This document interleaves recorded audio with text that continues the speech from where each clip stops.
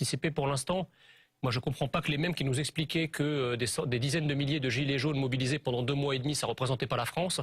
Et aujourd'hui, sur 200 000 personnes qui se sont mobilisées en quelques jours, on nous explique que c'est représentatif de la population entière. Donc déjà, il y a une première contradiction. La deuxième chose, c'est qu'en démocratie, le peuple s'exprime, encore une fois, à travers des élections. Alors, j'ai entendu ce qu'a dit le président de la République. Il a cité tous les défauts de la démocratie, tous les défauts du référendum.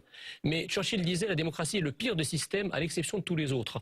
On a, je dirais, une démocratie brejnevienne qui consiste pour le président de la République, qui est un peu le président du Soviet suprême, qui eux aussi, hein, les soviétiques adoraient les grands débats, où ils allaient dans les petits soviets pour expliquer la parole, pour tout ça pour éviter les élections, parce que les élections c'était quelque chose qui n'était pas fiable pour eux. Donc il y a une ressemblance troublante dans cette volonté de contourner la démocratie qui s'exprime dans un pays moderne comme la France, à travers le vote, à travers l'élection. Qu'est-ce qui va sortir de ce débat? Et d'ailleurs, est-ce qu'on a vraiment eu un débat? On a eu, si vous voulez, une espèce de soliloque d'une outre gonflée de suffisance qui, pour ne pas avoir je dirais, à se frotter au populo par peur d'éclater, choisit le parterre devant lequel elle va s'exprimer, et choisit également les thèmes. Non, mais aujourd'hui, Emmanuel Macron n'a rien choisi. Il s'est invité à un débat citoyen. Oui, enfin attendez, tout le monde.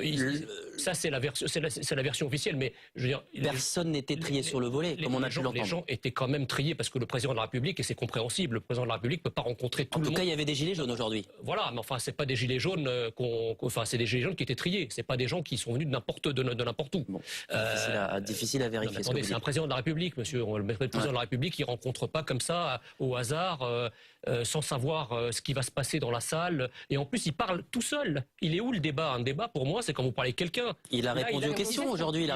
Oui, mais attendez, il administre un cours magistral de sujets et de choses traitées. Il insulte le référendum.